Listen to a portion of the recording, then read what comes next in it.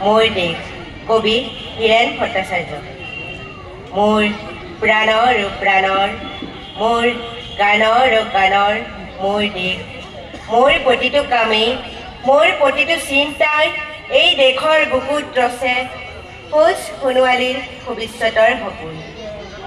মোৰ জীৱনৰ আহে আহে মোৰ যৌৱনৰ কোহে কোহে এই সপোনৰ কৰ ৰৈ।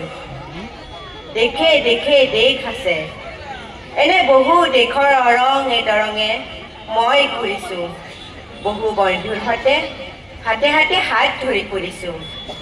কেতিয়াবা সাগৰ পাৰত কেতিয়াবা খেজুৰ তলত নতুবা পাহাৰ তুলিত খন্তেক জিৰাইছোঁ।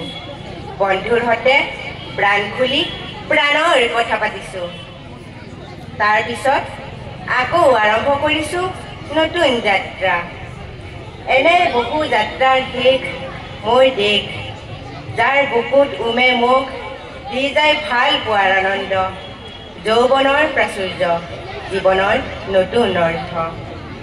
এই দেশৰ প্ৰতিটো পুৱাই মোলৈ লুকাই আনে ঐতিহ্যৰ বিপুল সম্ভাৰ। প্ৰতিটো সন্ধিয়াই বৈ আনে নিগ্ন ফুলৰ সুবাস। প্ৰতিটি ঋতুৱেই মোক দি যায় জীৱনৰ আশীৰ্বাদ। এই দেশৰ বাবে মই জীয়াই আছোঁ। এই দেশৰ বাবে মই জীয়াই থাকিবলৈ মৰণ পণ কৰিছোঁ।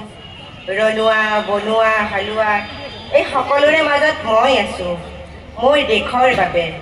অনৈক্যৰ মাজত ঐক্য হয়, বিৰোধৰ মাজত সংগতিৰ সম্ভাৱনা হয় মই আছোঁ। জীৱনে মৰণে শয়নে সপোনে এই দেশৰ মই আহ্বান শুনিছোঁ। শত্ৰু মিত্ৰ সকলোকে মই চিনিছোঁ। সিহঁতৰ অন্তৰত মই বিশ্বাসেৰে জিনিছোঁ। শান্তিৰ চৰাইজুৰিত আজলি ভৰাই মই দিছোঁ ভঁৰালৰ এমুঠি ধান, পৰাণৰ একোটি গান। আৰু মোৰ একো নাই মোৰ দেশ। মোৰ কল্লৰিত সপোনৰ উদ্যান তৰংগাই মোক লৈ যায় গভীৰৰ পৰা গভীৰতলৈ, আদৰ্শৰ কঠিন পৰ্বত মূললৈ।